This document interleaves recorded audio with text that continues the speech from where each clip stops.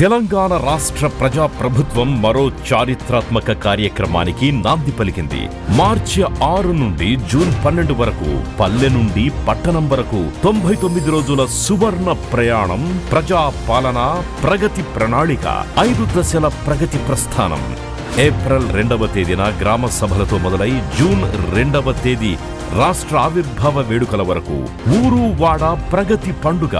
ఆరోగ్యం, విద్య, వ్యవసాయం, సంక్షేమమే పరమావధిగా, మహిళా సాధికారత, యువతకు ఉపాధి, డ్రగ్స్ రహిత సమాజమే లక్ష్యంగా ప్రభుత్వం కదులుతోంది. కొత్త పనులకు శంకుస్థాపనలు, పూర్తయిన పనులకు ప్రారంభోత్సవాలు, ప్రతి అడుగులో అభివృద్ధి.